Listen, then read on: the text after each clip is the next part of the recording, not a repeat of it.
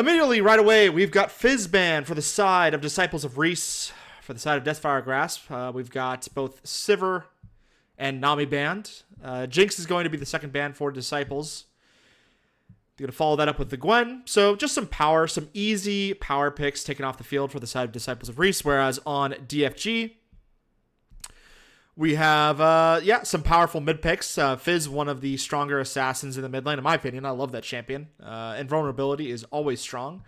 And Thresh, taken off the field by DFG. So pretty simplistic bans here. Obviously, I would imagine they're targeting a particular person's champ pool, or they're just trying to give some priority over to the bot lanes. And Aatrox as the first pick from Deathfire Grasp. That is an interesting one. It's not something you typically see first picked. I know that it is a rather strong jungler, which is really the only reason why I would not give this a sin counter. I feel like Aatrox first pick in the jungle is probably completely fine.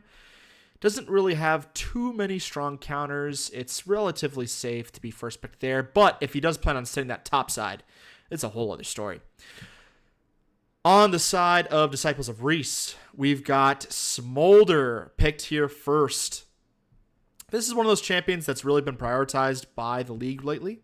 I feel like it's definitely gained some notoriety in past weeks. In almost every single division, it has really gained some power in current competitive play, especially when combined with Deathfire Grasp. And not to mention, it's not even a bad mid lane pick. So you can really flex this wherever you want.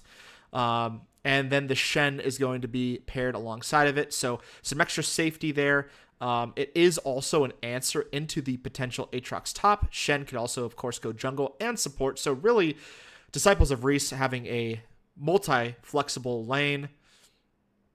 Ezreal as the answer to the Smolder for the side of Deathfire Grasp. I am not too sure if I agree with that. I feel like Ezreal can pick and prod at Smolder in the early to mid game, which will definitely help them, but it definitely gets rid of any late game assurance. So Deathfire Grasp is really going to have to start drafting either hyper aggressive early to mid game, or they're going to have some kind of late game answer of their own. As we go into the third pick for Deathfire Grasp, I'm curious to see if they will actually pick support here, in which case that is just really unfortunate. In my opinion, you always really want to try to save support to have counter pick as long as possible, but they grabbed the Seraphine. It's a relatively safe support pick. However, there are a lot of answers to it, and I'm curious to see what Disciples of Reese pick as a result. It will also signal to Deathfire Grasp where they plan on sending Shen. I almost wonder if the jungler should be picked in this scenario. And that really throws a wrench into the plans of Deathfire Grasp because they're not too sure where the Shen still will be going. But I would imagine that the support is going to be picked here. And it's Mel. Okay, so still relatively multifaceted in their team composition. These three champions can be really pushed into any of the lanes. Mel, excluding Mel and Smolder, of course, they can't go in the jungle, but they can most certainly go into the bot lane in either position. Well, not support for Smolder, but you get what I'm saying. On to ban phase for, bans for phase 2. I would expect that DOR is probably going to start pinning junglers down. Or top laners, just because they might not know where the Aatrox is going, to be honest. And they select a none ban, so I'm wondering if that was supposed to be something else. J4. So J4 was that quote-unquote none ban. So J4 is taken out, which really allows Smolder to have some extra safety. That's one of those junglers that is hyper aggressive. If it gets on top of the Smolder and Smolder doesn't have the flaps available, it is really dangerous. Disciples of Reese going to take off the Lilia. So jungler is being banned all the way around, and then Viger as the last and final ban for Disciples of Reese. So wanting to really limit the amount of champions that they can play against in the mid lane. I would prefer a Xerath counter, because even if you don't plan on playing Mel center in the mid lane, it would signal to Disciples of Reese that you are, and could quite confuse them and force them to pick their mid lane, or pick a mid laner that they normally wouldn't otherwise. And then Graves banned as the final ban. So 2 junglers you know, that they're getting banned by Disciples of Reese towards the latter half. They really do not think that Shen is in the jungle. I wonder if Disciples of Reese plan on doing that regardless and putting a wrench in their plans. But Disciples of Reese, with a free pick here, essentially going to unfold what they plan on doing, and so it will be the Wukong. Wukong, again, one of those champions you can flex into the top or into the jungle. I wonder if this is kind of part of their strategy to really force Deathfire Grasp into an uncomfortable situation. Wukong, I would assume, is going to be in the jungle slot and pushing Shen towards the top lane. Shen, one of the stronger top laners in the current meta. He the itemization you can get with him really allows him to just do so much damage, have so much sustain.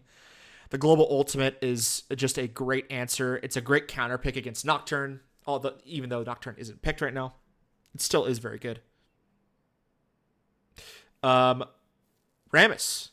Wow. I would love to see the stats on how many Rammuses we've seen, not only in this league, but really in any competitive scene across all regions. Rammus is a very rare pick nowadays. The pick rate has to be under like 10%. But you know, they go ahead and elect to it. I'm not really sure if that really makes much sense against Smolder and Mel. I feel like there is a lot of disengage with both of those champions in terms of like some slows. I feel like Mel's snare really strong into Rammus. So that's quite interesting. But, you know, if it's able to get around the front line of DOR, it can definitely cause some damage on Smolder and Mel in the back line. The Aurelian Soul picked up for Deathfire Grasp as the mid answer. So we're really going to see possibly the champion that rounds out this entire team comp, and that's the Milio. Okay. So just to reiterate, on DFG, we've got Angry Pickler. Top lane with the Aatrox going against Thick Broly on that Shen. And the jungler, we've got Mayview Fractals on the very rarely seen but much respected Rammus versus Ginger Cats. Wukong. Relatively straightforward start here. Fizz Tacos looking to get some vision on the top side jungle, but is not going to be able to get close enough to actually secure that vision. It does get blown up by the jungler and the mid laner from Disciples of Reese.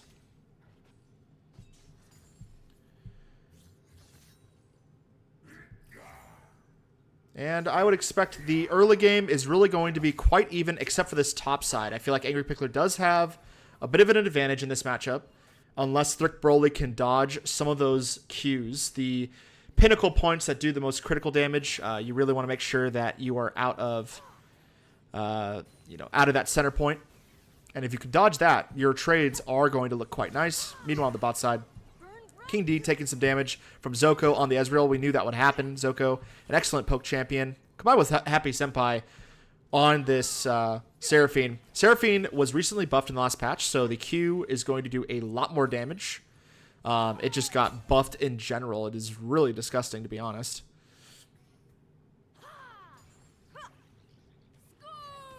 Nice hit by Milio on Sheepy.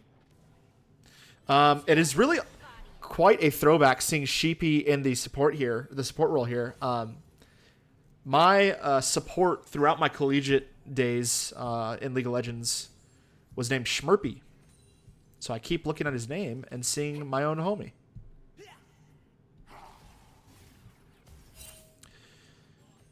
So far, nothing too special going on within this game. Wukong and Rammus pathing towards the same side. So maybe a possible fight on this first scuttle.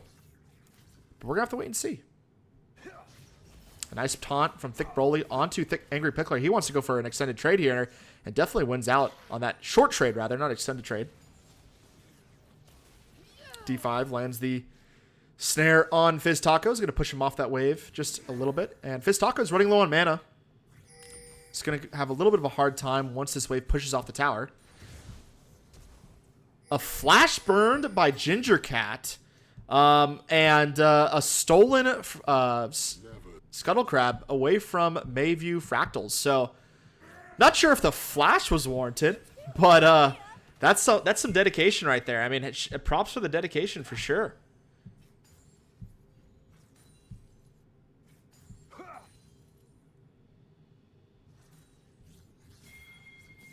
All right. So far, just some decent trading by Thick Broly. Obviously understands that matchup. He also has the Ignite, so he's really trying to win those trades as much as possible. Sheepy taking a lot of damage here from that trade from Zoko and Happy Senpai. They're going to be more than happy with that result.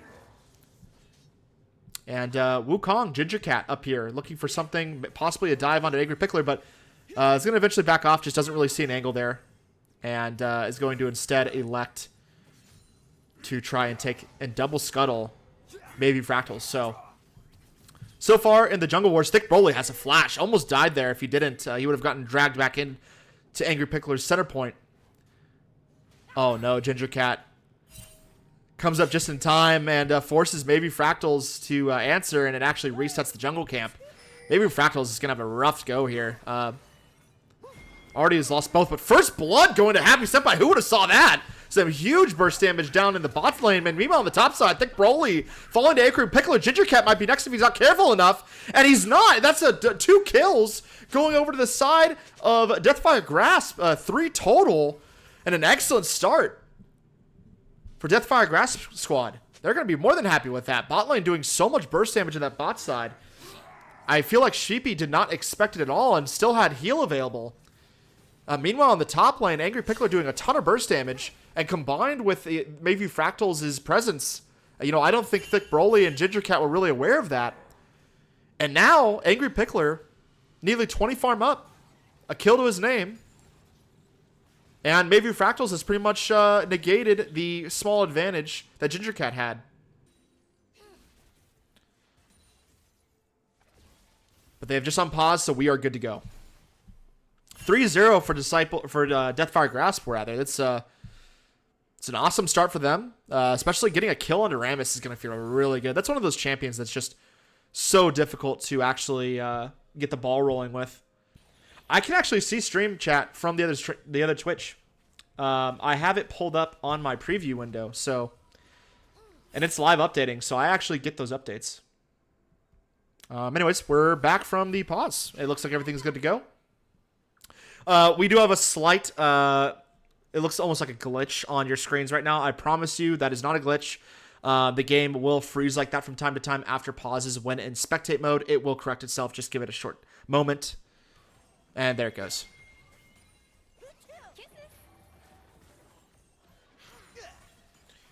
So far, let's see how many stacks King D has on this Smolder. 33, so slightly behind, but not by much. Still looking pretty good.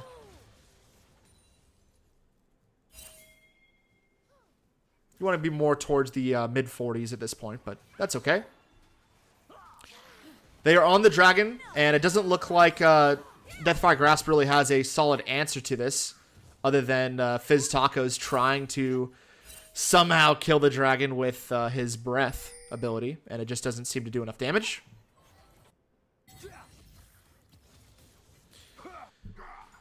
So that's going to be a first dragon going over to Disciples of Reese. They're going to be more than happy with that one.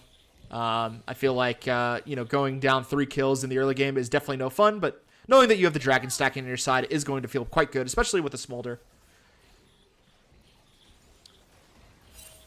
D5.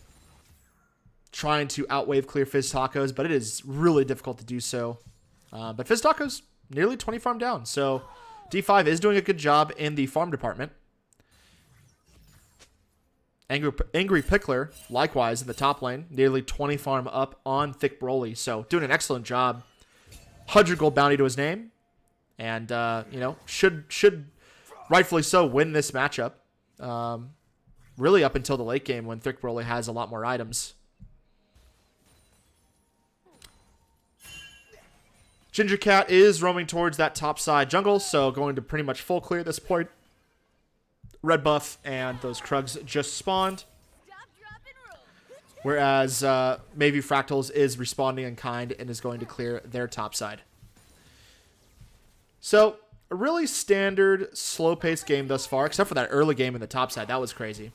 But Void Grubs are up, so I wonder if either jungler or either support will plan on going top side to help with these. Angry Pickler definitely having the push on this wave. Definitely has the advantage for his team. So I would imagine the Deathfire Grasp would have the early jump onto that objective, and they do. That being said, D5 is roaming up alongside Wukong. I'm going to go ahead and control camera for now. I do not want this to swap back to the bot lane where nothing is happening. And it looks like every single one of these grubbies is going to go over to maybe Fractals. So, thus far, hats off to Deathfire Grasp. They are playing this very well, and they've secured a few worthy kills and an objective of their own.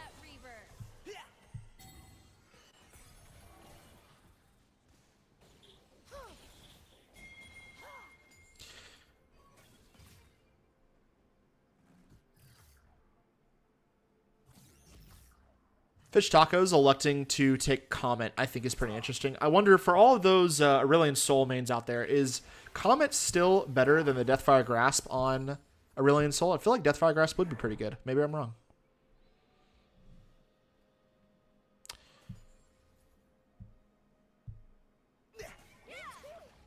Likewise, King D does have Deathfire Grasp, but I've got to pause that for a moment. Ginger Cat is on the prowl. Let's see what he can do. Happy Senpai and Zoko nearly full health. Happy Senpai's going to land a sick 3-man ultimate, but likewise, King D's going to land a 2-man ultimate of his own. And with the burst damage that he just has at this level, he's able to take down Happy Senpai without too much of a thought. Going to go up 1 kill on that gank. You're going to feel really good if you are getting a kill on the side of Disciples for Reese, or of Reese. More than happy with that result. Getting kills onto Smolder is going to always feel good. That is your scaling answer to Fizz Tacos on this Aurelion Soul. And just a great gank by Ginger Cat, recognizing that the bot lane of Deathfire Grasp was just pushed out a little too far. Zoko and Happy Senpai not really respecting the vision game. They had a ward, but it's in that center river. That's not really going to do you much if someone ganks from the opposing jungler side.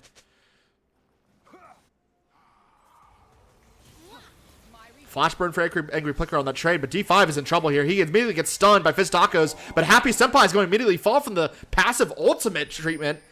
And that's going to be a kill in a 2v1 situation. Going over to D5. He's going to be more than happy with that result.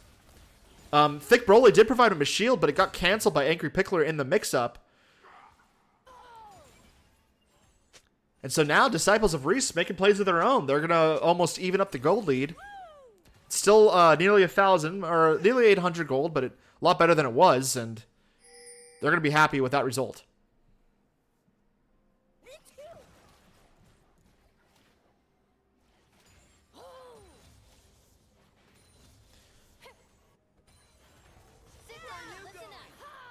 So far, just some really standard League of Legends. You know, both junglers trying to look for some openings and gaps in vision. Maybe Fractal's going to be spotted out right here, so King D and Cheapy's just going to be able to walk away. No problem there.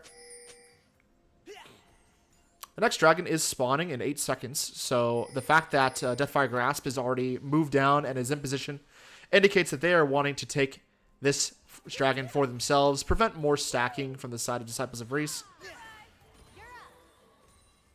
And it doesn't look like Disciples of Reese really planned that well at all. Ginger Cat was in the base by the time it spawned, so they're definitely not going to be there in time. And it just looks like a bit of a lost opportunity from Disciples of Reese. Unless they really did not care about taking this one. That's a nice reflect by D5 onto that Seraphine ultimate. Bayview Fractal is trying to get the taunt and does. A ton of damage comes out during the taunt. But Ginger Cat is in the backline with his ultimate. Immediately gets a kill onto Happy Senpai. And it looks like Bayview Fractals is on the run for his life. But Ginger Cat is on tow. He should be able to get away from here through the tower, but a nice answer from the side of Disciples of Reese. It looked like DFG wanted to immediately jump onto D5 and get a kill of their own as soon as they killed the dragon, but they weren't aware that the rest of Disciples of Reese were just awaiting there in the brush. They immediately turn and get some nice burst damage, and now the kill score, 4-3. Still, Angry Pickler. Ultimate, and he's trying to go for Thick Broly. Thick Broly taunts backwards, drops his the shield, so he should be able to just get out of here very easily. Angry Pickler maybe a little too zealous to use that ultimate, but the ultimate is a low cooldown, relatively speaking, so I think it's fine to use that if you feel like you're in a position to take advantage of Thick Broly's positioning. And he's going to collapse another wave, so definitely getting up really, really high on this farm lead. 125 to 90 is no slouch. Meanwhile, on the bot side, Smolder is getting pushed under tower, but does have his farm lead, so more than happy to be in that position. Thick Broly looking to get some return damage by the taunt. Gets 2 tower shots on Angry Pickler. That's a great trade for him. But he's going to have to be careful here.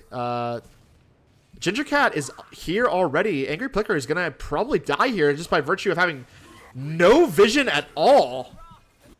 And even in the mid lane, we didn't see it, but Fish Taco's obviously dying to D5 ultimate. Mel putting on a clinic in the mid lane with the ultimate kills. One on Happy Senpai, another on Fizz Tacos. And yeah, I mean, if looking back at those plays, Angry Pickler just completely disrespecting both Thick Broly and Ginger Cat. Had absolutely no vision besides that one ward we see in front of Red Buff. That's not going to do anything for you. If and I just want to make sure I'm right here before I start talking crap. Yeah, there was no vision there. And so Ginger Cat just fully takes advantage of that. Immediately ganks Angry Pickler on tower and kills him. I just feel like a bit of disrespect from him. Meanwhile, in the mid lane, D5 gets a win of his own. So now the kill score has swapped places. We're looking at 5-4 in favor of the Disciples of Reese. And for the first time since the beginning of the game, the gold lead is about even. Mayfair is looking for something, but it's not going to result in much. Sheepy and King D were aware of his positioning and just back off. So, Dragon score 1-1. Even in terms of objectives, although Deathfire Grasp does have grubbies to their name.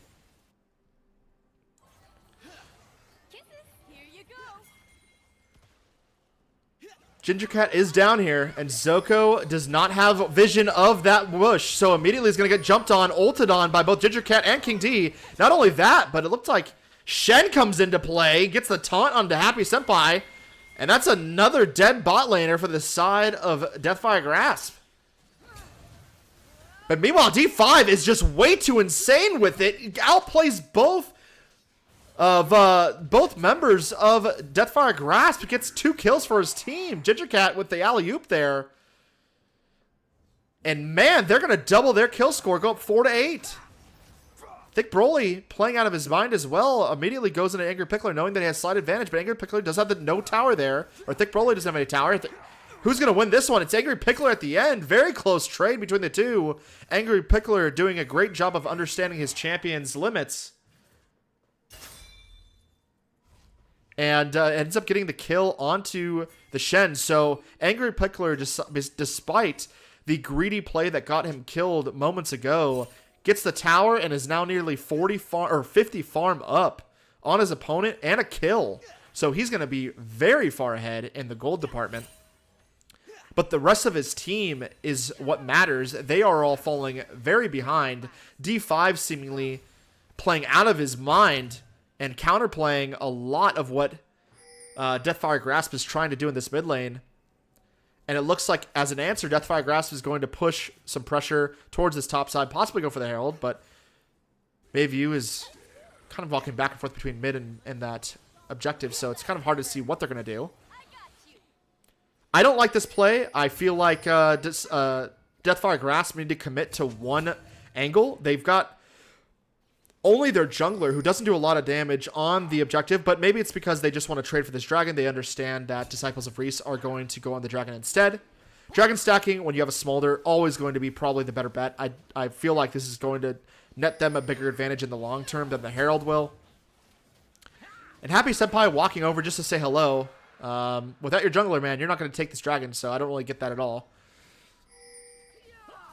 Those resources could have been spent in the mid lane pushing that mid tower. But again, these are our Surge Division teams, so they do have a lot to learn. They are rising stars, as it were. They're learning the game. They're trying to get better. But Ginger Cat is just in a perfect flanking formation. Senpai and Zoko have to get out of there. If they do not, they're going to burn all their summoners. Happy Senpai completely whiffs the ultimate. Meanwhile, Angry Pickler's in the backline trying to do what he can. Does a lot of damage on the Ginger Cat, who in turn does a lot of damage back onto Angry Pickler. Angry Pickler gets out by the hairs of his chin. And overall, Deathfire Grasp is going to be more than happy with the result of that fight. Happy Senpai falls. That's 1 kill for nothing over to the side of Disciples of Reese. Not only do they get the second dragon to their name, but they also win the fight in mid lane. It just felt like a very split and broken up positioning by the side of Deathfire Grasp. Didn't really seem like they knew where the remaining members of the Disciples of Reese were, and they got punished heavily because of it. Angry Pickler, I feel like, was in the back line, but at what for? Your team really wasn't there to back you up. And it looks like they're trying to do more in this mid lane. I just don't know what they're gonna end up actually getting here. It feels just like a little bit ARAM to me.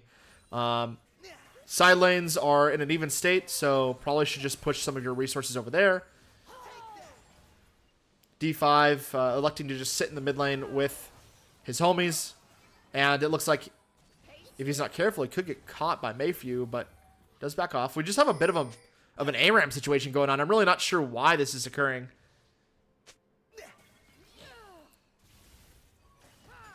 But it seems like King D and Sheepy going to elect to go back and possibly rotate to the bottom lane because D5 is not transferring over. I'm not too sure of the reason why. I feel like when you have a tower up, you really need King D on that lane. Angry Pickler going to get dove by Ginger Cat, and Thick Broly is probably going to fall here. A lot of damage coming down. Plus the Knight is going to end up netting the kill over to Thick Broly.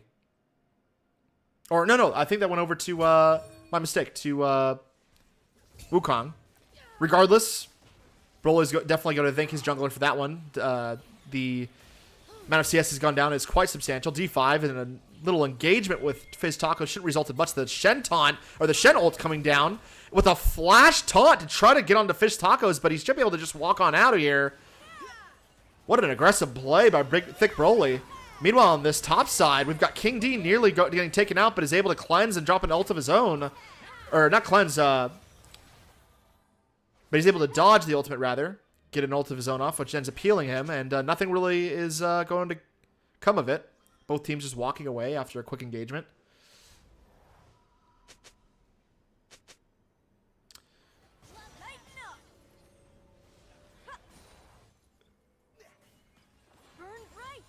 So it looks like King D, Sheepy do eventually get to finally claim their mid lane away from D5.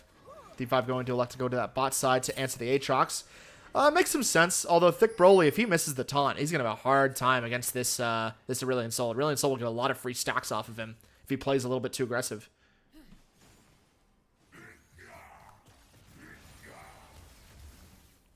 Likewise, Angry Pickler not respecting D5's snare. If D5 has the snare, I really don't feel like you can even play into him. Now, at this point, you can. If D5 doesn't have the snare, that's when you can go in, but Sheepy's here to help, and D5 now has Angry Pickler on the run. He's going to pop the ultimate for the movement speed to get on out of there. Dragon is up in a minute. Majority of the members of Disciples of Reese are on this bot lane, so they will have vision advantage, but King D's in the mid lane, and he might get caught. He's stunned up, and he's going to fall down to the Ezreal, a shutdown, going over to Zoko, the first kill of the game for him. And, 30-second res, so he will still be up in time for that dragon, but a bit of disrespect from the Smolder. You're playing up just a little bit too far with no vision on that top side. If you have vision on the bot side, you have to play towards that bot side. You can't be in the middle of the lane like that.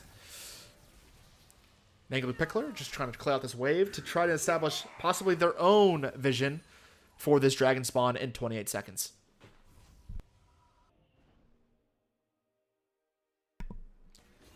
I feel like if this dragon is given up to Disciples of Reese, it's going to be a rough game for the members of Deathfire Grasp. That being said, they drop the Herald in mid lane, trying to get some gold for the rest of the team, and then they're going to immediately pivot over to the dragon. Now, that being said, Disciples of Reese definitely have the better positioning here. They're already in front of the dragon. They're clearing out the wards right now. Sheepy doing an excellent job of clearing those out before the dragon starts. I want to see them pull it back into the vision that they've established towards this topside river. Do not let this thing stick in, but Angry Picker goes over the wall to try to keep the dragon from dragging out. Okay, they're going to elect towards this bot side. D5 going to land a root onto Happy Senpai and immediately just executes him with his ultimate. Insane damage. And now with the support down for the side of Deathfire Grasp, this is going to be a rough team fight for them. Ginger Cat immediately gets blown up trying to dive the backline. And now we've got Angry Pickler pushing in on Aatrox, trying to get a 5-man. Who is this? This man here.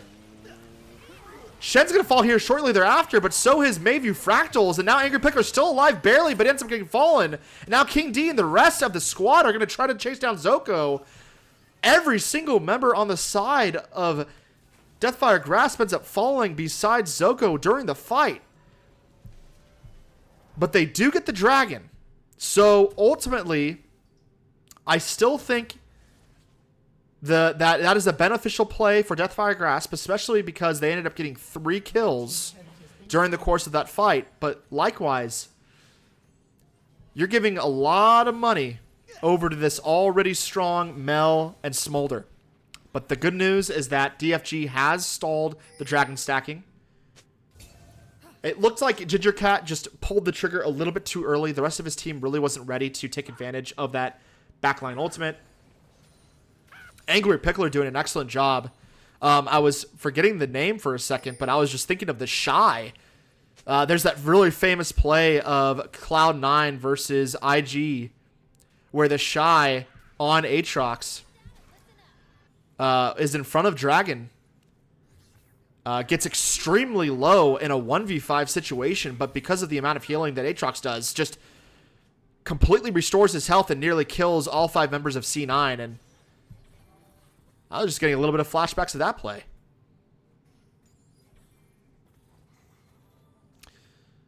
Angry Picker, I think, is doing an excellent job on the Aatrox. I feel like if they do end up winning this game, it will be off the back of a lot of his team fighting. His team fighting is shown to be pretty good this game. Not to say, though, that anyone else is doing less of a job.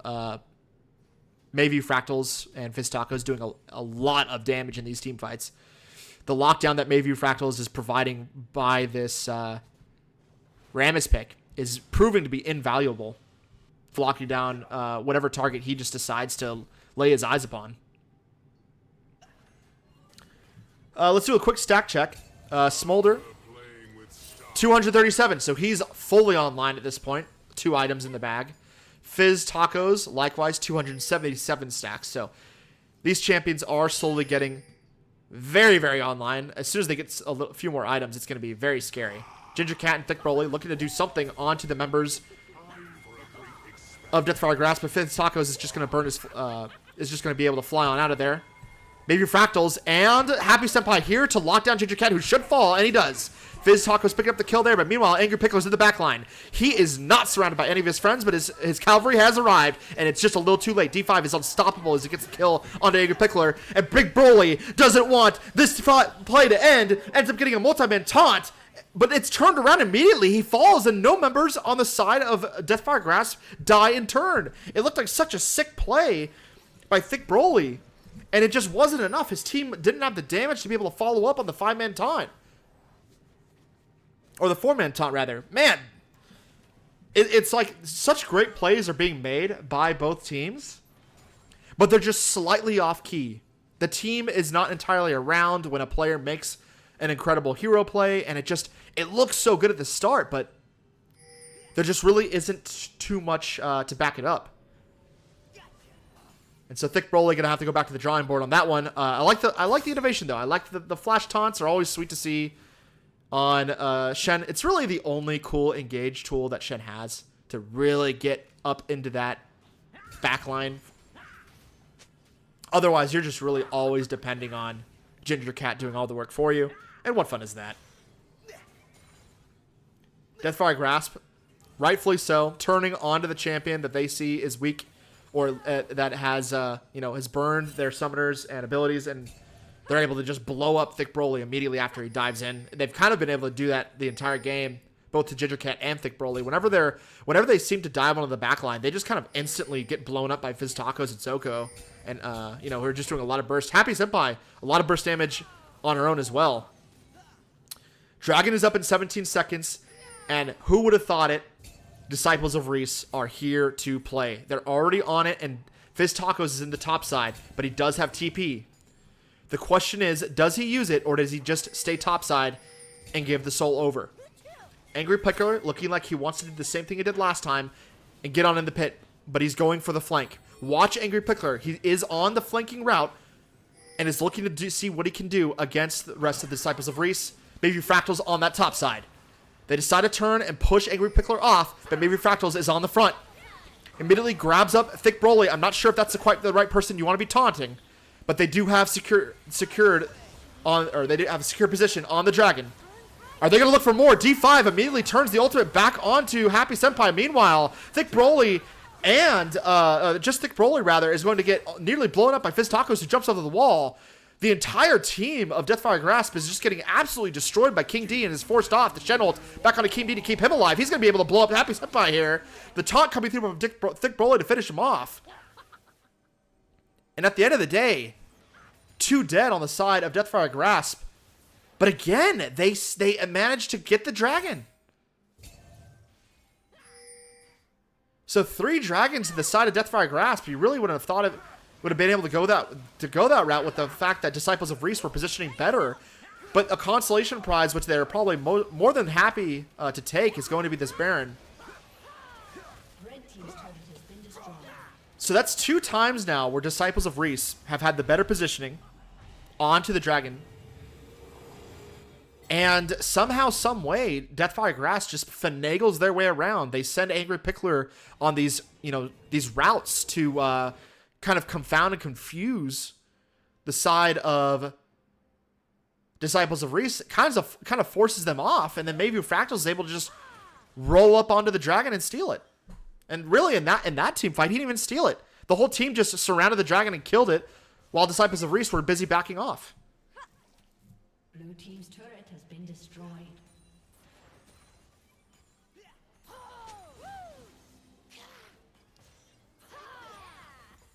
So far, a very even game.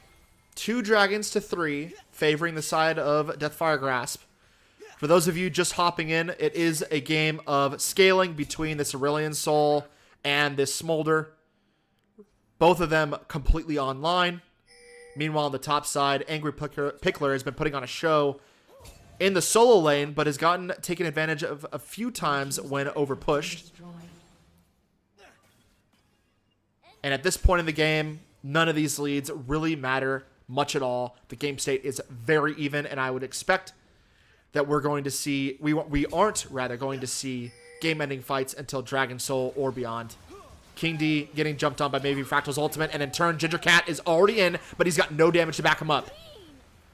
Both teams seemingly handshaking to stop fighting, but a lot more damage taken by the side of Deathfire Grasp. King D is looking very scary on this champion.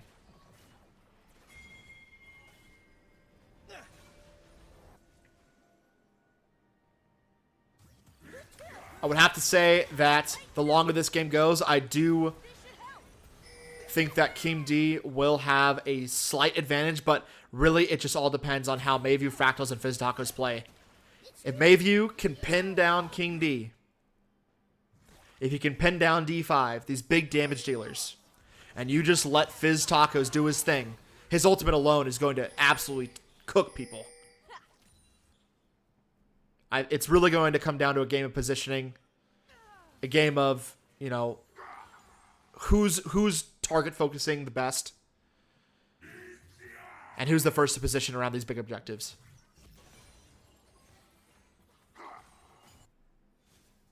It's a good old standard game of League of Legends.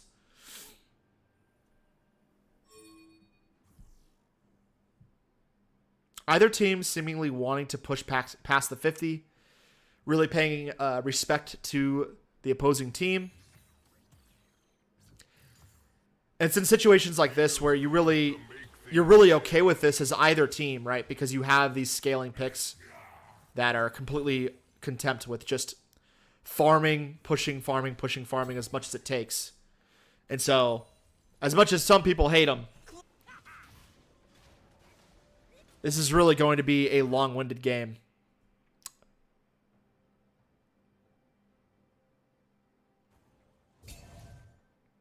Not that that's bad, but that's just going to be the nature of it.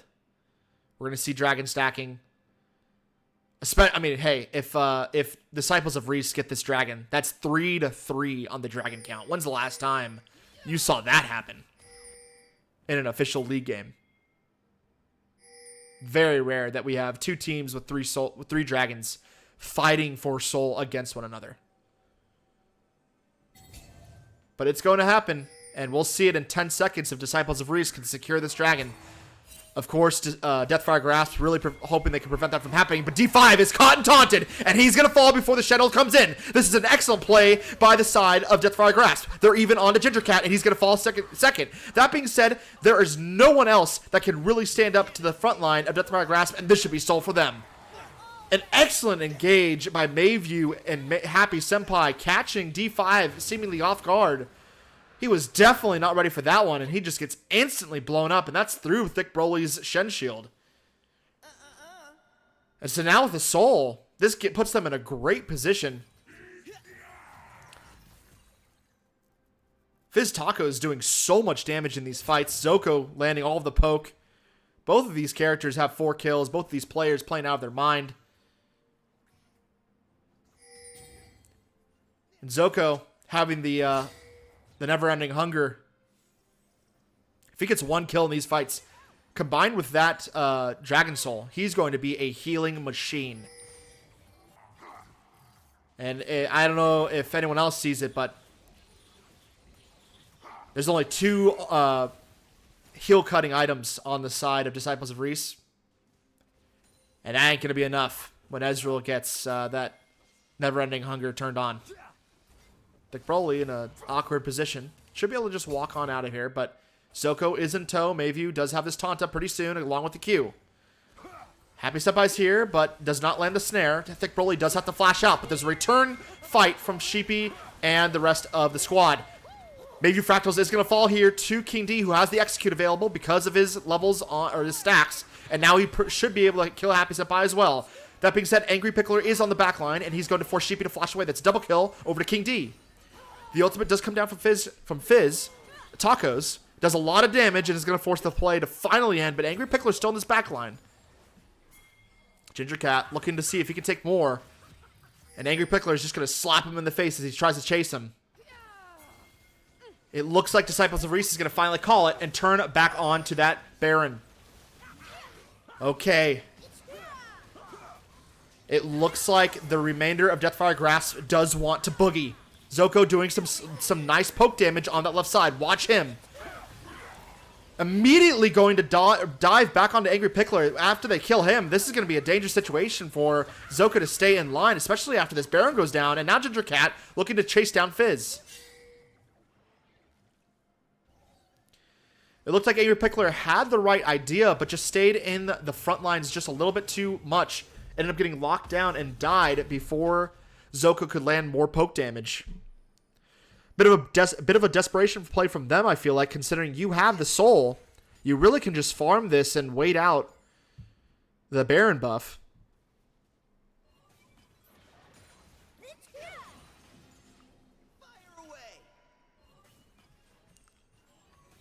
Should be said, though, Ezreal, one of the worst wave clearing champions in the game, especially against Baron and powered minions. Your abilities do jack shit.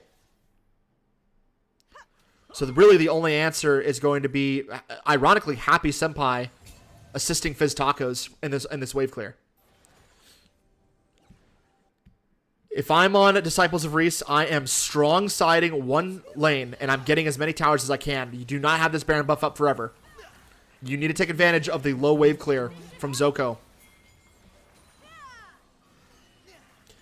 Fizz Tacos is in the spot side, but Mayview and Angry Pickler on the routine. On the flank, going to try and dive onto Sheepy and King D, who barely get away with just a sliver of health. No one's fallen thus far, which is just absolutely crazy, but Fizz Tacos is going to fall, and now with that, it looks like that for the first time, Disciples of Reese have an angle to actually end the game. There is no wave clear left besides Happy Senpai on the side of on Deathfire Grasp, and it looks like the way they're playing, they might just back off, or do they want to keep going? They do. They are trying to end the game. 38 seconds on Fizz Tacos, 32 on Angry Pickler. If they can get some more damage from these 2 empowered cannon minions onto these towers, they might be able to end the game. Thick Broly trying to do what he can to get some damage onto Zoko and prevent him from killing those minions. Another tower falls onto the base, and they've got 20 seconds on Fizz Tacos. What are they going to do? They're waiting for these minions to push. This is their time to shine. If they just get on the tower or on the base, they should be able to end it. And they do. The first win of the game going over to the... Yeah, definitely.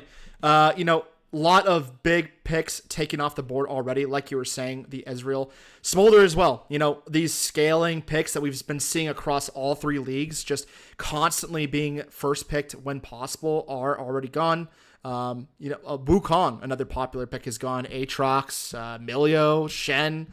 So really starting to eliminate some of those top played picks already into the second game. Fizz, same band that we saw in the last game, coming from the side of Disciples of Reese. And I think as time goes on, we'll start to see more of Fizz either being played or being banned. I think there are a number of teams within our leagues that are realizing that they're getting caught in this cycle of trading control mages, for the most part, and they want more mobile options. They want the ability to not only make their own plays, but also to get out of bad plays. And so I think you're going to start to see more stuff like the Akali, like the Fizz, even Zed coming in to some degree. Silas, who's not really an assassin, we're seeing that a little bit come out in terms of draft when you see teams that they're drafting a lot of really big, really useful ultimates. Silas becomes very, very valuable there. And so I'm curious, what other adaptations teams will make as time goes on. Yeah, I agree. I think that in general, assassins, besides Akali, are just rarely played. I feel like in our league, Akali and Nefiri are like the top two assassin picks that we see the most. And the rest are just kind of left out to dry. We never see LeBlancs. We never see Zeds. We never see Fizzes. And these are champions that are really strong. I'm hoping that they are, picked a lot more often in the coming weeks, but only time will tell. Silas, just as you had said, taken off the board by the side of DOR, and Tryndamere taken off from Deathfire Grasp. So maybe Thick Broly, a fan of Tryndamere, they want to make sure that he doesn't have the ability to play this game. Yeah. And if it's anything like last game, we're going to see some interesting first picks. You would think that they're going to DOR last game first picked the Smolder, so that's not really that interesting. But I wonder if they're going to still keep that pattern going and pick an AD carry first again. Okay. Vi, I hate this. I don't think it's the worst, and I'll tell you why. I think by picking the Vi, I think if you're worried about what Deathfire Grasp wants to try and draft into the late game, you're trying to see if you can preempt a mid lane pick, early on by not showing yours. But of course, Deathfire Grasp will always have the ability to last pick that champion, towards the mid lane, But I think a lot of teams they want to put priority towards their bot as much as possible. They want to get a good winning bot lane matchup just because top's kind of an island in the jungle. You're getting the majority of harvesting kills and experience and just general usefulness out of ganking that heavier bot lane. So I don't necessarily hate first picking a Vi here. It gives you at least and the first round of picks an opportunity to try and get a decent counter pick in another lane rather than just hard committing to picking mid here. You're always going to get counter picked in the mid lane, so why not just save it for as long as possible? Yeah, that is true. I just feel like there's so many good answers into Vi and that are still on the table. And, it's going to be interesting to see if Deathfire Grasp elects them. They do answer with the Jarvan and the Yunara, so I would imagine that they could possibly plan on throwing a Yuumi on top of that champion. I know that would be god-awful for the rest of the stream, but it's very possible. Likewise, another good champion to play against the Jarvan is the Poppy. Just completely negates a lot of what Jarvan tries to do. And Orianna, picked for the side of DOR, does pair pretty well with Vi. You can actually do a nice little Vi-Orianna combo where you ball Vi, she ults onto the back line, you ball on every single person together. It's really strong, and it's really easy to land because they're both click and pull ultimates, so... Well, it's guaranteed. Apprehend with Vi, and her committing that ultimate too. Like getting on top of the Yunara is going to be the big deal. Also, I think an unspoken thing too is I think the Jarvan into the Vi is actually a very limited use because Vi can just ulti out of his ult. She can just ulti out of the Cataclysm. Yeah. Get onto the backline. So as far as buying time, it's a split second of time. If you're Johnny on the spot with Vi ult, the Jarvan ultimate's never really going to stop you all that much. And I like what they're drafting here as well as the Corki. They want to make it very, very difficult for the Jarvan to come into this. Ooh, I kind of like the Nefiri, though. If you're talking about being able to dive on top of somebody, having the Nefiri to help with that would be not that bad at draft adaptations. Curious how you feel about that. Yeah, I just don't really feel like Nefiri is that good into Orianna. I feel like Orianna, if played correctly, can definitely beat the Nefiri just by virtue of having better spacing. It is a pretty rough lane. We don't know if the Nefiri is going to go mid lane. Could go top. We've seen that a lot more recently in both LCK, LCS, and a very, very similar league to those, the loading screen leagues. Well, now the last time we saw Neferi, it was in that mid lane, and that Neferi did run away with the game. Yeah, that's true. That's true. But I believe it was a size of 1. Yeah, exactly. I forget who it was against, but I don't think it was against a champion that has as good a spacing as Orianna does. It feels like it's going to be a lot tougher to play into that champion. Maybe I'm wrong. But like you said earlier, I do like the quirky pick. I do love it against Jarvan. I feel like you have the W always in your back pocket to kind of make these grand escapes if needed. Plenty of poke damage to stay as far away from the Inara and Neferi as possible. And Neferi, I do like Neferi though against the Vi because you can actually nullify the ultimate by using, I believe it's the W to negate damage or to go into like the untargetable mode. Yeah, but the Poppy's banned, so that was the answer to the Jarvan that I was mentioning earlier. Now that that's off the field, they're not going to be able to play that, I guess, in support at this point. You know who I'd like top lane, and I think it's actually a really good pick given what DOR are drafting right now. I would love to see a Zihin in the top lane. Oh yeah, because you're talking about invulnerability in terms of denying the CC. Well, if you just never get hit by anything because you're in invincibility frames, then that just makes it so much easier. So, like, if you're talking about, like, especially Wombo Combo Dive, it'd be like that or something like an Mbessa or a Cassante would be really good. Now, if you want to go more standard, you could draft something like an Gnar or an Ornn for additional coverage, but a Zihin would be really, really good here, I think. I think on the side of DOR, it's also a very good pick here. Malphite. Malphite, I was thinking that too. I was like, I don't know about that, but it's also like it would be a great source of magic damage. It would be the only source of major magic damage that they would have if he wants to just like not. No, for DOR. Oh, you're talking about for DOR? Oh, yeah, because Deathfire Grasp that would be good too. Deathfire Grasp has elected all ADs so far. Braum is neither. Janna's good. Yeah, a lot of disengage. Really, really keeps your Corki and Orianna safe.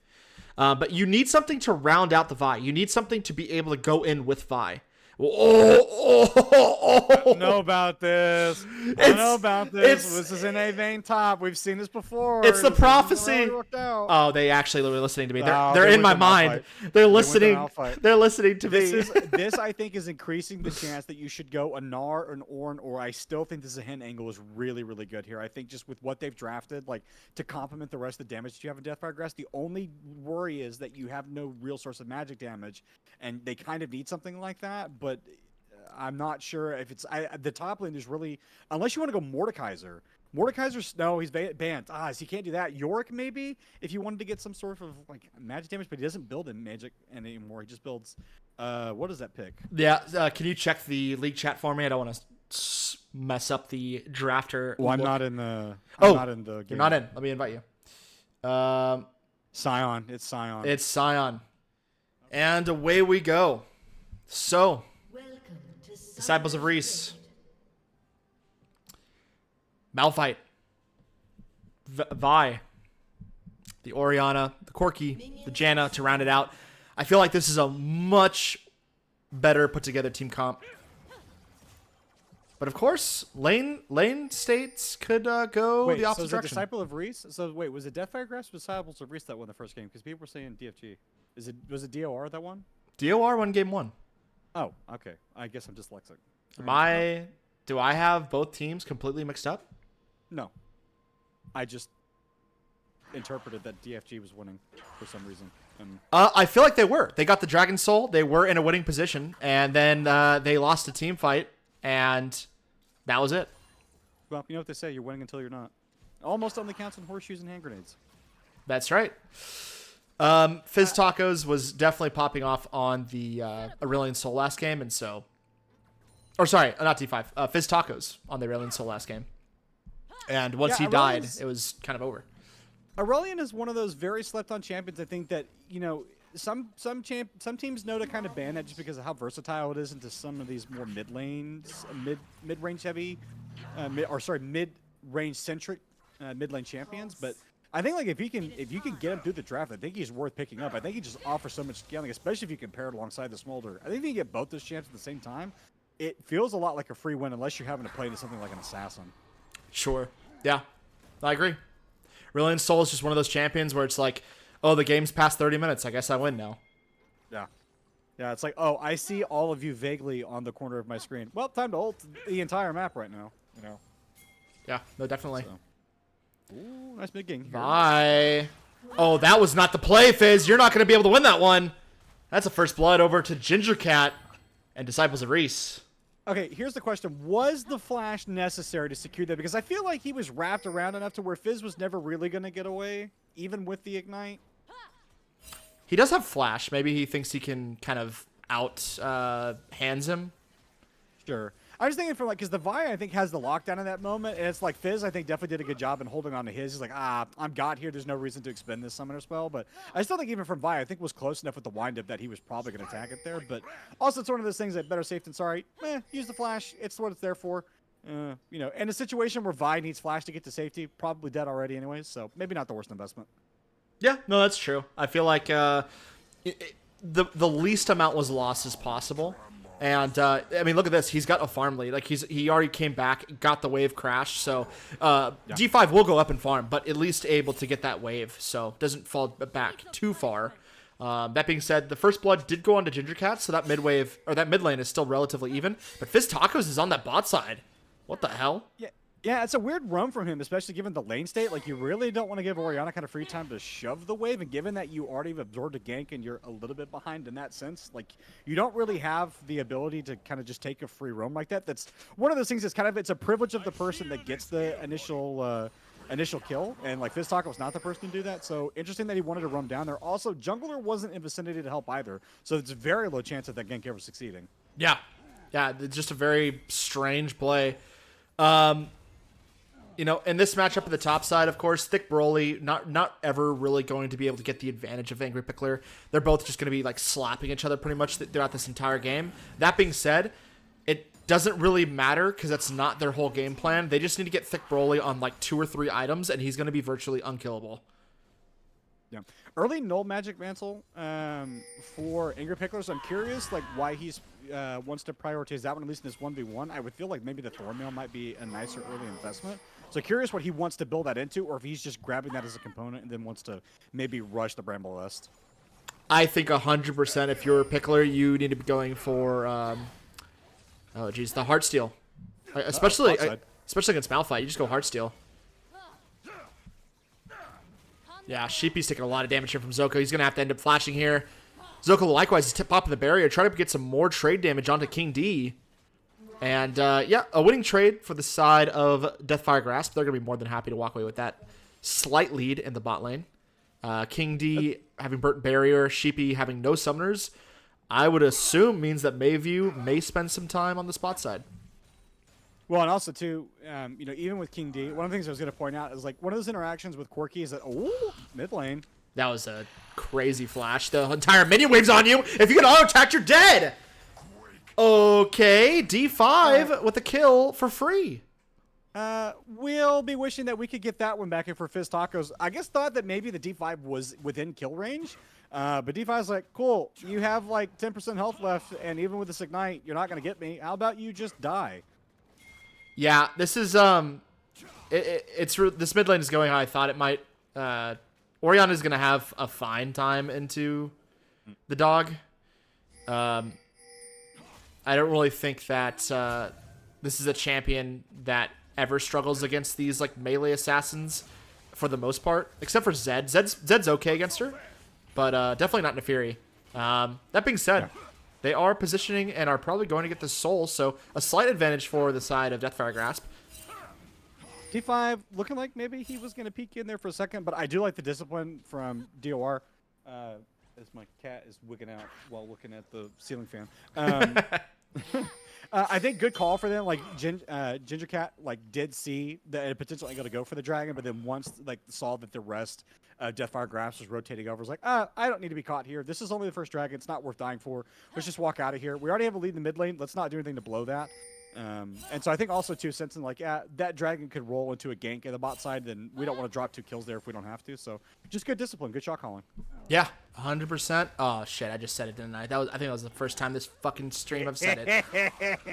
Damn it. And get fined for cursing. No, I'm just kidding. Yeah, exactly. Don't worry, we don't have that contract yet. We're not that good or not that big, thank God. Zoko and Happy Senpai, very happy in this bot lane duo, doing some nice Who's about trade. to not be happy? Angry Pickler on this gank. Yeah, He's Angry upset. Pickler is not paying attention to this vision. He already blew ultimate and hit Thick Broly, so it looks like he's going to fall here shortly thereafter, unless... Oh, and G5's here, too. He wants a little piece of this action, and I don't think... Oh, and he gets the kill, too. They grant it over to the mid laner. That is so huge for Orianna.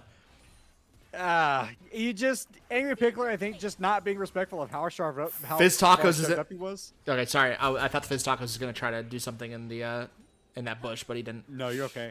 No, I was gonna say, I think like I get it as Angry Pickler. You're the Scion, you're used to being tanky, but you have to respect the kinds of champions that are in this game. Every champion, with the exception of actually I'm gonna not say every champion. There are two champions that can stop you from getting away very easily, and that's the Malphite and the Vi. And they're looking for opportunities to gank you. They have the ability to shred armor. Like denting blows is really good into that. And you're also not building any sort of significant source of armor right now. Like, you're not rushing a Heartsteel, which, like, as you highlighted earlier, you really should be doing if you're planning to kind of 1v1 into that Malphite. And so, like, even I get the instinct to commit the flash and the resources to try and get away. But at that point, they're both there. They've wrapped around you. You're caught. Just do what you can to try and trade for something and hold on to your summoner spells for later and be more respectful of, like, the pacing that Disciples of Reese have, because it's just not the play to make knowing that you're fully caught. Yeah, I agree. I feel like Angry Pickler, this is something that he actually happened, I believe he was actually first blooded last game because he was, no, he wasn't first blooded, but he did die earlier in the last game because he was pushed up with absolutely no vision. Yeah. This time at least, they do have two of those wards towards the middle of that top river. I will point out, and you have to give credit where credit's due.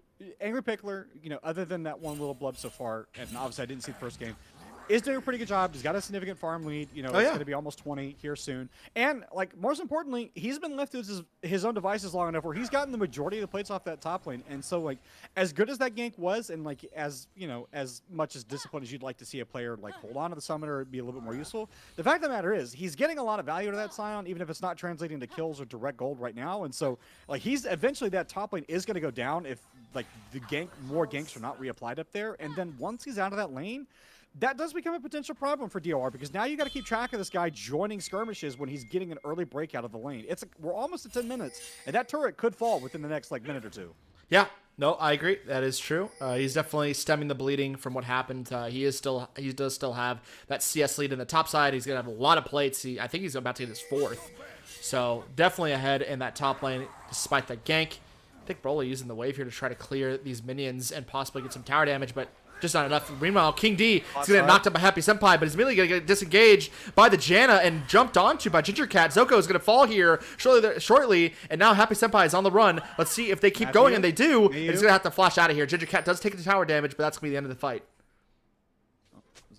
Spectator delay there. Yeah, a good combo there to try and lock down the Yunara. And it was really good positioning, too, as well, to make sure that all of the CC went on the Zoko, that he couldn't get away.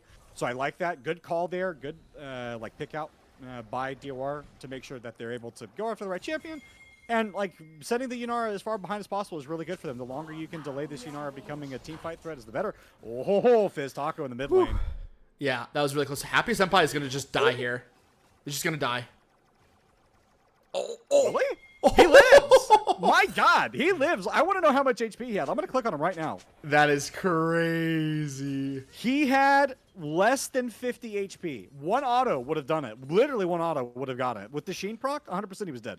Oh my goodness, that was so close. Yeah, what a risky business just to make the Admit it, you wave. just wanted him to die. You just wanted him to die. I mean, yeah, just to put the wave in a slightly better state. I mean, that's a true support. That's what I want all my supports doing. Just not the dying part. Please don't die. Now, something we just mentioned earlier, though, and it took about exactly as much time as we said it would. 2 minutes, that turret is gone. So, DOR, as much as the lead as they have right now, that is a very, very early first turret. That is keeping the gold really close.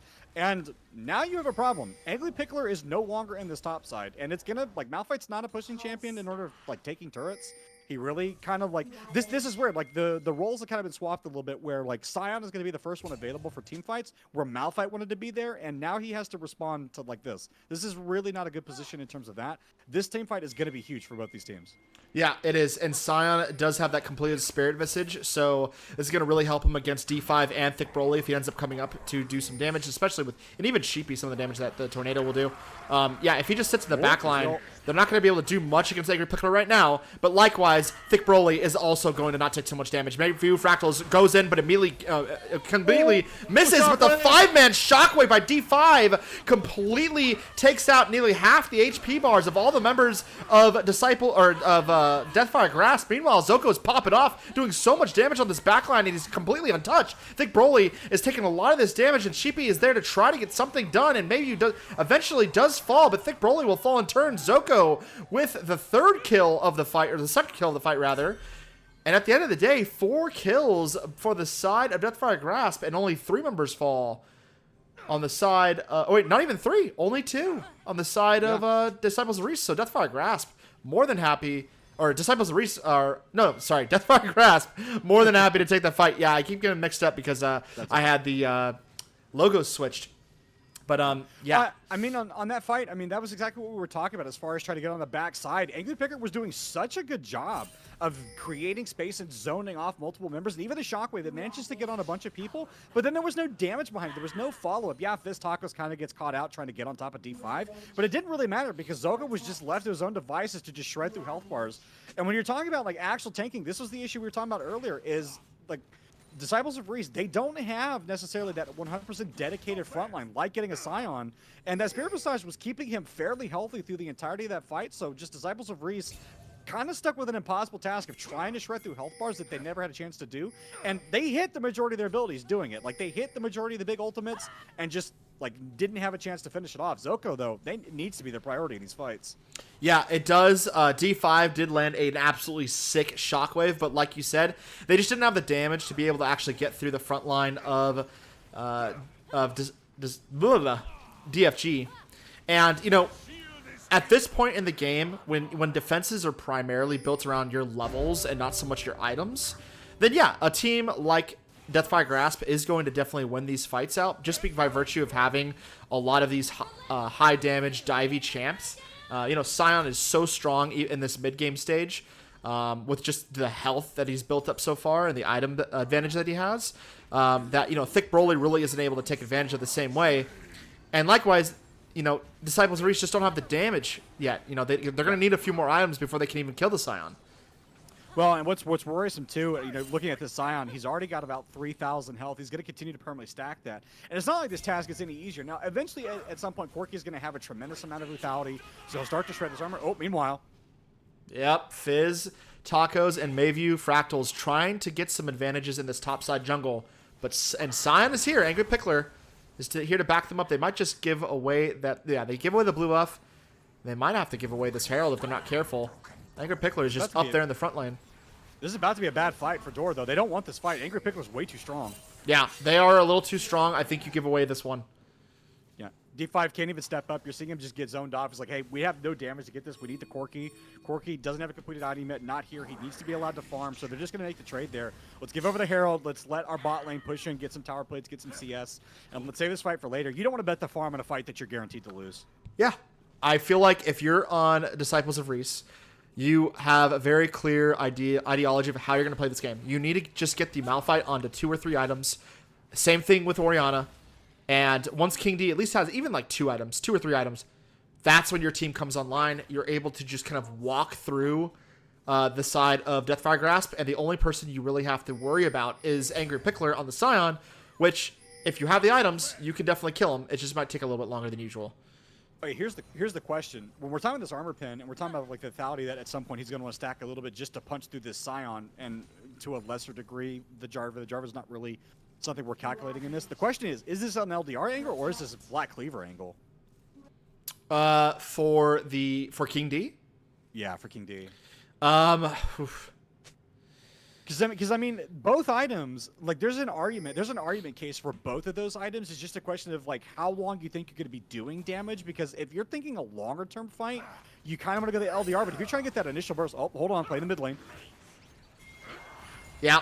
Sheepy's going to get jumped onto, immediately has to cast the ultimate in order to pick off or push away Zoko and Happy Senpai. But Ginger Cat's here. Let's see if he wants to ult in and start to do some damage of their own, and they don't. It looks like it's going to be a turnaround. But Sion is ulting from the top side. On to Thick Broly. That's not who you want to ult. And they're just going to walk away. Yeah. This is bait. Angry Pickler is more than fine with walking away there. But oh my god, D5 with the Malphite combo is so sick. Zoko's going to fall here shortly thereafter by Ginger Cat, but he might fall on his own just under the tower. Angry Pickler is just bit off more than he could chew. Yes, he's got the items to stay alive in a giant group fight, but oh, maybe he actually lives here.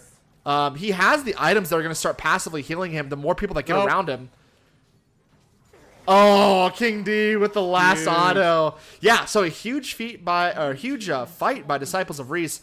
You called it the D5 Thick Broly combo, the Malphite Orianna. So disgusting, did so much damage to the backline of Deathfire Grasp and just immediately turned the fight.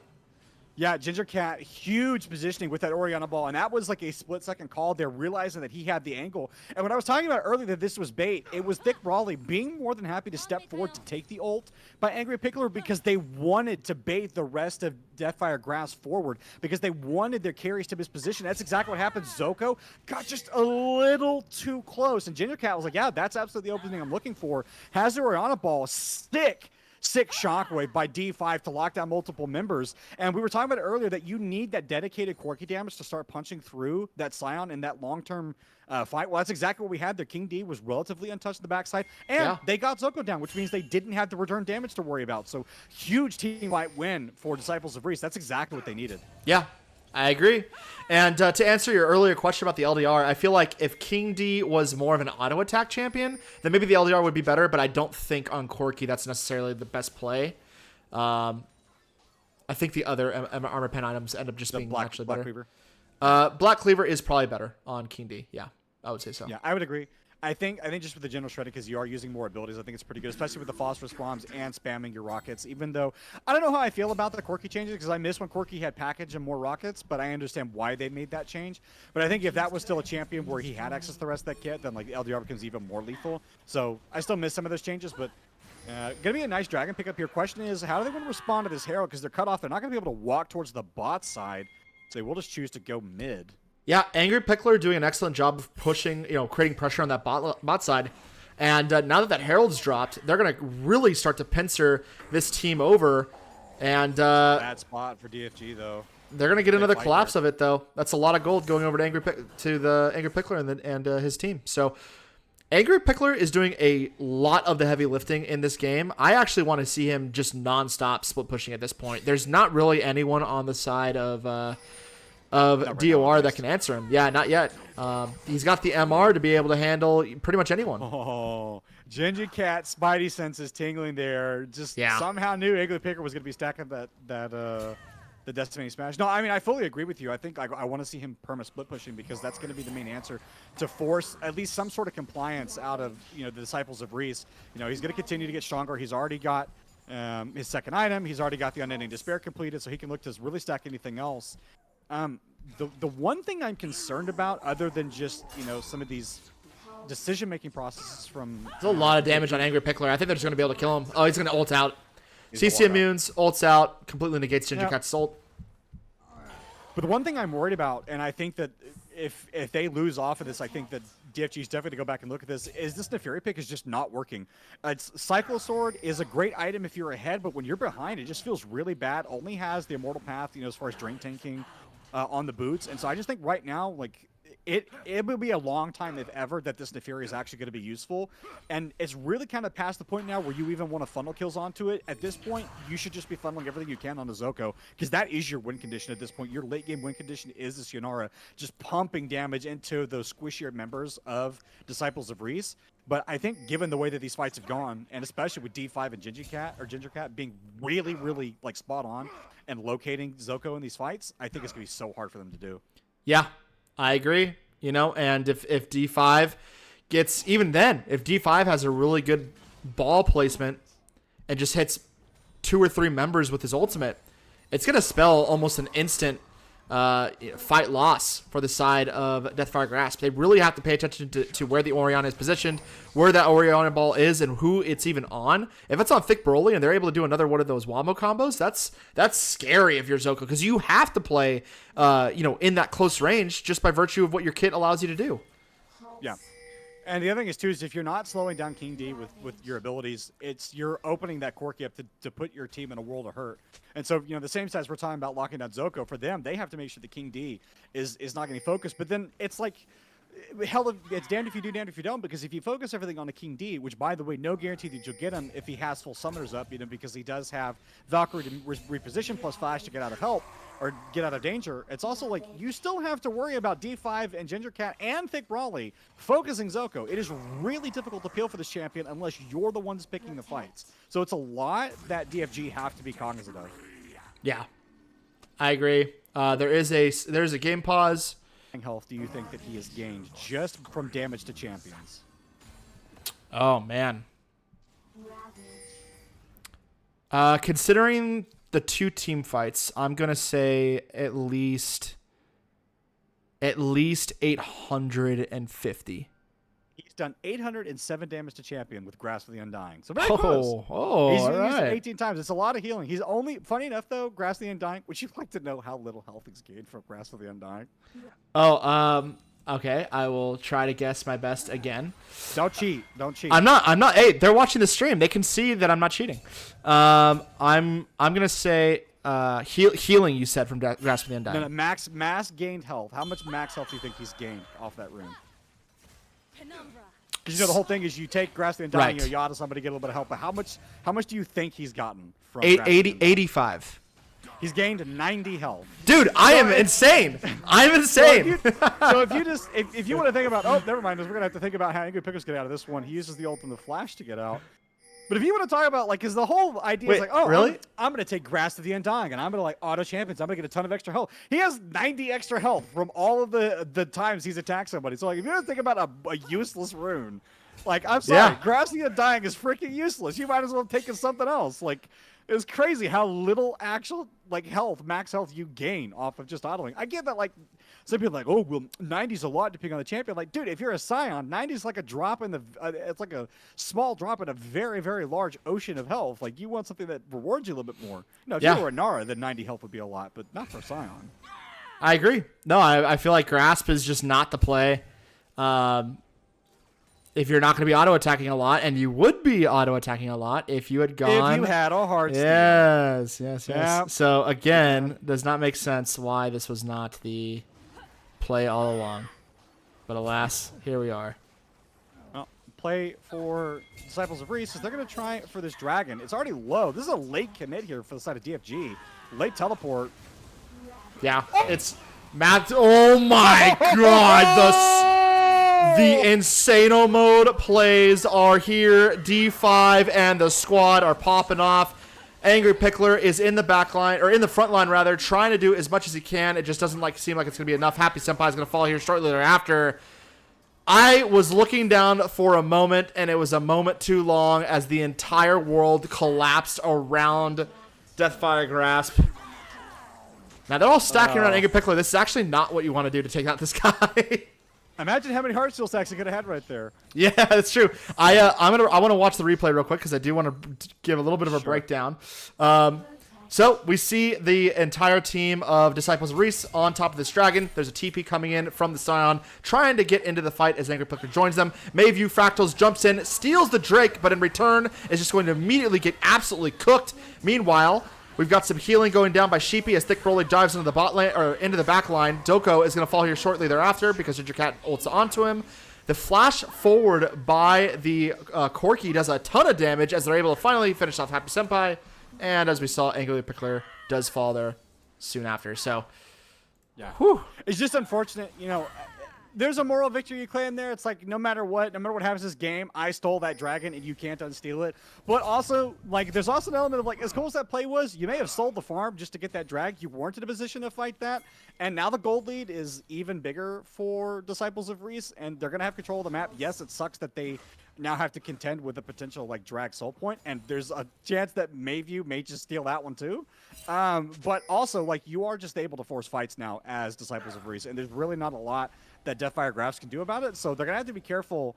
Will Deathfire Grasp in terms of the next several minutes? They'll want to be in control of the area where that drag is going to happen. I was really thinking that it was too late for them to get there, and it was in terms of winning the team fight. But I mean, they got the dragon, and Angry Pickler is still farming on the side lane, so maybe not the worst outcome for them.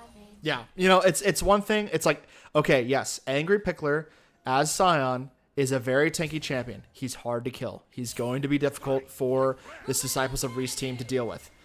But does that really matter when your entire team is just getting absolutely nuked by Orianna and Malphite, and you can't, and likewise, your team can't kill Malphite because he's just stacking armor and health, right? Yeah. I know he's got the what is this item called? The Abyssal Mask, but that's going to help his team do a lot more damage, and it's not like he really needs more armor. He's got the Steel Class Boots, he's got the Sunfire Cape, he's got tons of armor caked into his kit, so he's gonna be really hard to kill in the same way that the Scion is. Yeah, well, 12% more damage from to D5 is massive, especially like with Corki having a little bit in terms of that that Muramana, like because attacks these champions, they deal physical damage on. Ginger Cat a little bit overzealous, but that's oh my god, the combo, the Mambo combo hits again. They kill Zoko, and Fizz Tacos has no damage to be able to take out the backline. Thick Broly has slain Fizz Tacos. They're now going on to Scion, and Angry Pickler has no room to breathe as all 5 members on the side of DOR are just absolutely bullying this guy, and this should be an easy Baron.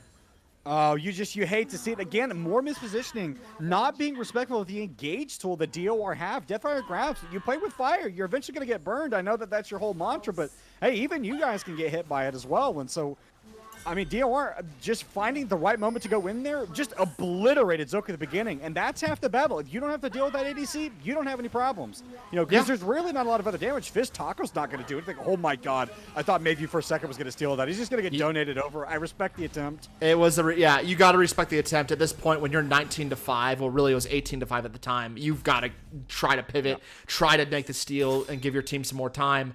But I don't think time is going to make much of a difference. Like I said, the itemizations are just too strong on the side of DOR. Their top laner and mid laner, the combos that Thick Broly and D5 are pulling off are absolutely asinine. They are just doing so much damage. And Fizz Tacos. I mean, this is going to be the big takeaway. I think for everybody watching this series right now is we're seeing King D forced to kind of Valkyrie away. He should be fine. Doesn't need the flat. No, maybe he needs it. He's down. He's got no answers. Doing a lot of damage, but he's going to fall in turn. It's an excellent engage by Angry Pickler to lock him there against the wall. But Fizz Tacos is going to fall in turn, so just a trade, 1-for-1. And Zoko might even fall here. And he does. Down. Yeah, Ginger Cat has the Guardian Angel, so he's more than happy to stay as long as he can in this fight. Happy Senpai is definitely going to fall down here at D5. Yeah, D5 not able to follow up on that, but Angry Pickler is just in the middle of 5 members again, or 3 members again, rather. My god. Yeah, so much damage on the Mayfair. He's going to have to get out of there. Get the hell out of there, Mayview. Yeah, Mayview's going to have to get out. He took way too much damage from D5. And Angry Pickler, yes, he's hard to kill, but who cares? They're just going to eventually get him down, and they do. Yeah, I mean, initially, King D, he's caught between a rock and a hard place. He's like, well, I got no flash because I'm dying here. And, like, for a moment there, it's like, okay, all right, Deathfire Grasp, I see you. You got somebody. You got the Corki that's half the battle. But then it's just like Thickwise, like, oh, hey, wait a minute, someone's dog's off the leash. What if I just hit it like a car? And that's exactly what he did. He just clapped literally Fizz Taco to death there. And then the fight just gets turned around. It's like once Zoko is being zoned out of fights, once Fizz Tacos is dead, there's no damage. And like Fizz Tacos is so massively far behind. Like, I mean, and the thing is too is like, on this Neferi, what are you going to build that's really going to help you here? Like, he's building Serpent's Fang. I get it, like, to get Shield Reaver, but what are you shredding that's going to keep you alive in this fight? Like, you're not getting on top of the squishies. Your ultimate's not helping you. And so I think the point I was trying to make earlier is I think when they go back and look at this Neferi, I think they're going to think, man, this is a massive draft blunder. Because imagine what else they could have got in that mid lane. Like, if they had picked something a little bit more aggressively, knowing it was going to get counterpicked. Imagine an Aurora in this game. Imagine an Aurora versus an Orianna. Okay, now we have less of time killing this champion, so we don't have to worry about the setup. Just anything other, like even Mel. Mel would have been great. Imagine, like, reflecting some Mel was picked to the game 1, so it couldn't be picked again. Okay. But no, I get your point completely. Really, any control mage, any control mage of any sort would have been excellent here. Fizz Taco's actually making a kill. We may have just caster cursed him. Nope. D5's got out. He took the flash, but that was everything for Fish Tacos to try and get it. I respect the attempt. Yeah. 2 levels down. Really, really hard for him to do anything in this game. But I agree. The itemization, great if you're winning. Not so great if you're getting clapped. So and 1-7-1, you are in fact getting clapped. yeah, you're in the clap. You're in the clap light zone. Okay. There's nothing really you can do here. D5 is playing out of his mind. 700 gold bounty on his head, and the same thing for Thick Broly. Really, all around, just excellent plays. Oh, Fizz Tacos. Oh no. No, don't look. That flash was totally unnecessary. They didn't have to commit it, but they did just for style points. Angry Pickler wants D5 so badly, and I don't think He's gonna get him. I don't think so. He just used ultimate, so now D5, if he's able to just slow him and dodge the knockup, he can get away. Yeah, he's gonna be able to get away. Yeah, okay. He managed to walk away. I was like, if there weren't people immediately trying to rotate to help D5, or if this goes on too long, this is gonna be a problem. But meanwhile, in the mid lane, though, like, sure, try and make a play on our mid laner who's in the bot side, who you're not gonna get. You're gonna have to recall. We're gonna get at least an inhibitor for this. They do a massive amount of damage to these turrets. They have Corki. Yeah, this is looking like kind of the nail in the coffin.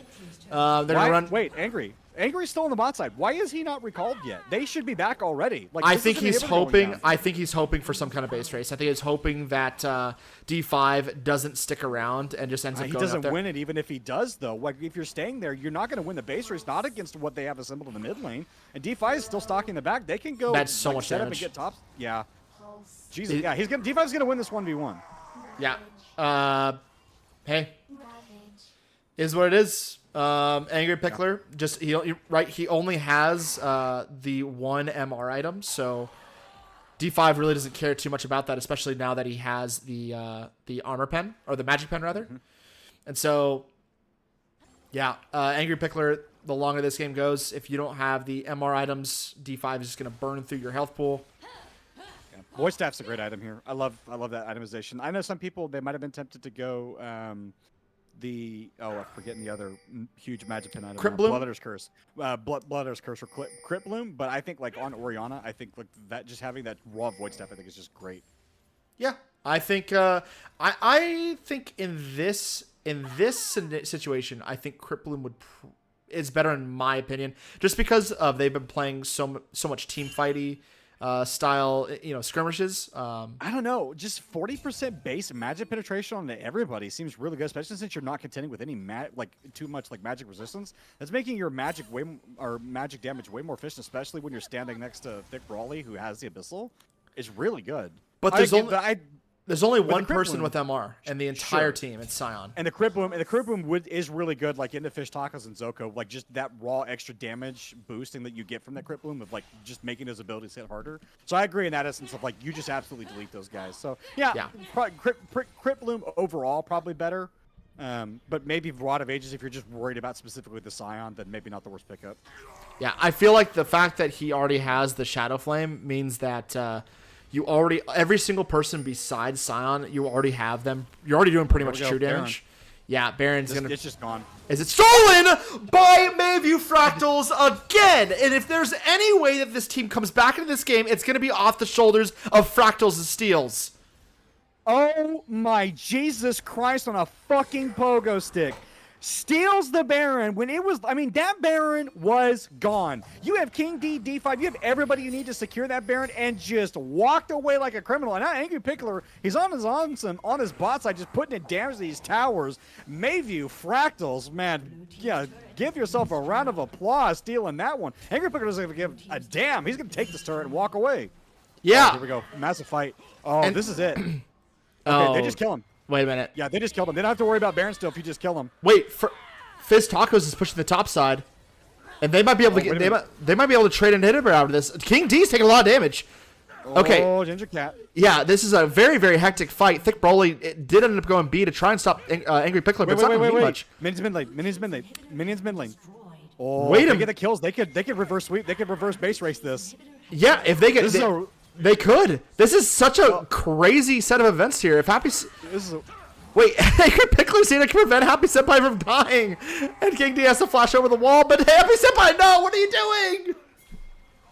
Oh, no. Oh, no. This is a messy game. You had two teams that bait, but the big winner, I feel honestly, was like Deathfire Grasp. Like, Yeah. I feel like they have a chance of winning. Like, look at the scoreline. You would not think that they're close to winning, but they have 2 inhibitors down.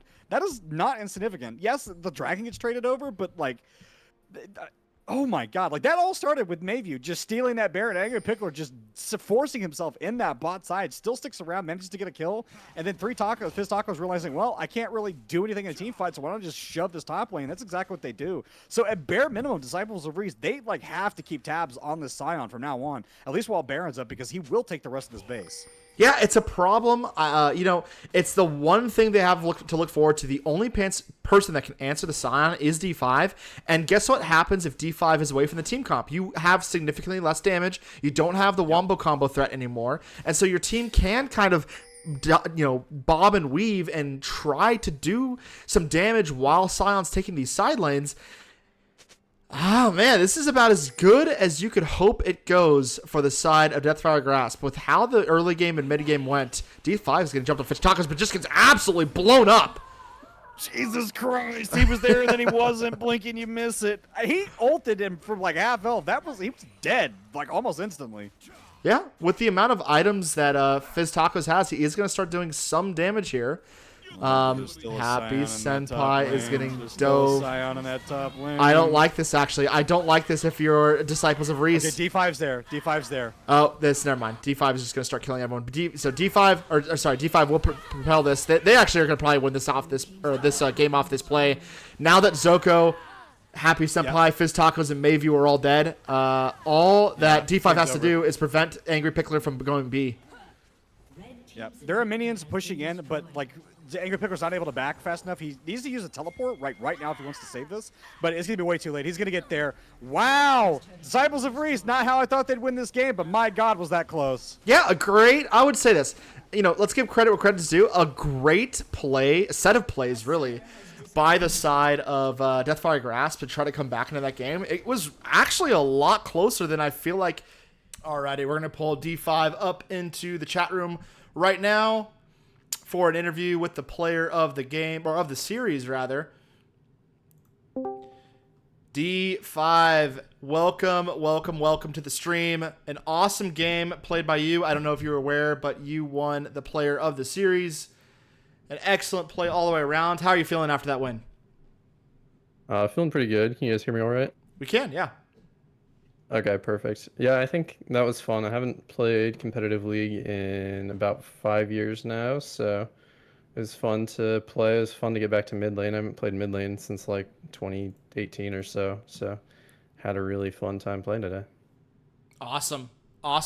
Yeah, definitely could tell. During that game one, there was multiple moments when you were playing Mel where there was I don't know if you had an audible reaction like I did, but there were so many times where your ultimate just executed people at like half health. Were you expecting to do so much damage on Mel with only like a few items at that point? No, that was my first time ever playing that character. I don't know what she does, so it's kind of just like going off instinct. Like when I one-shot the Seraphine, when I got like ganked from the Abyss by Seraphine mid lane, the first kill I got, I reflected, or I don't even reflect, honestly. I just held the reflector, and they were so scared to press any buttons that Seraphine ended up getting one shot by the basic rotation, and I was like, man, this character is so stupid. That's really funny. Horizon, what were your thoughts on his play? Man, that second game was a huge performance, I think, on that Orianna, and I think y'all showed a lot in terms of y'all's team fighting capability. One of the things I'm interested in though, and I think Blackmage will maybe cover other aspects of that game, but there are moments, I think, as a team when you're going through adversity, and in that specific instance, like the adversity I went through in that game is you're getting several things stolen by an enemy jungler, some big objectives, a dragon and then a Baron, which obviously almost leads to you guys kind of losing that base race a little bit against the Scion and the Fury. What are the comms like? What are you guys telling each other in terms of trying to recover from those moments? Yeah, like after the Soul Point drag got stolen, we were trying to talk about playing for the offensive zoning rather than starting the objectives. But man, like when you get Scion splitting on one side and if you're splitting on the other side, like you run out of time to do anything other than try to force the objectives so that you can get back to your base and defend. And then late in the game there, Scion is so impossible for Malphite to deal with. I was like, telling Broly, I was like, we're just gonna have to let me match the split and like hope that you guys can take the 4v4 on the other side, which like, I can barely match the split. There was one section where I almost got solo killed, and then I almost got solo killed a second time in a row. So it's really tough playing against Sion at like any capacity, but I think we did an okay job of handling it. I think if I had forced my hand to like match the split more, probably would have done a little bit better against it. But I wanted to make plays, so it was a tough balance to reach. That's awesome. And speaking of that game too, during draft, there was a moment where I asked Horizon, what a great champion pick would be in that R5.